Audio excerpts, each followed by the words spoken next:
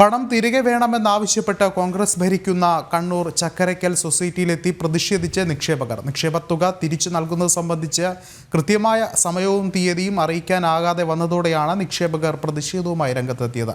ഒടുവിൽ ഫെബ്രുവരി 20-ന് തുക മടക്കി നൽകാൻ നടപടി സ്വീകരിക്കുമെന്ന തീരുമാനമുണ്ടായതോടെ നിക്ഷേപകർ മടങ്ങുകയായിരുന്നു. കോടികളുടെ സാമ്പത്തിക തിരിമറി നടന്നുവെന്ന ആരോപണം നേരിടുന്ന കോൺഗ്രസ് നിയന്ത്രണത്തിലുള്ള ചക്കരക്കല്ലിലെ കണ്ണൂർ ജില്ലാ ബിൽഡിംഗ് മെറ്റീരിയൽ കോഓപ്പറേറ്റീവ് സൊസൈറ്റിയിലാണ് നിക്ഷേപകർ സംഘടിച്ചെത്തി നിക്ഷേപ തുക ആവശ്യപ്പെട്ടത്.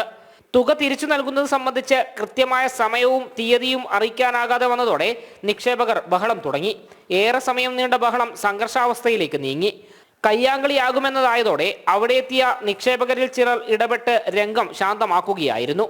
കോൺഗ്രസ് നിയന്ത്രണത്തിലുള്ള സൊസൈറ്റിയിൽ മാസങ്ങളായി പ്രശ്നം നിലനിൽക്കുന്നുണ്ട്.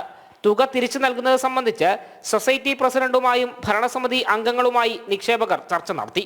തുക തിരിച്ചു നൽകുന്നതിൽ കൃത്യമായ തീയതി നൽകുന്നതിൽ അവ്യക്തത വന്നതോടെയാണ് സംഘർഷാവസ്ഥ ഉടലെടുത്തത്.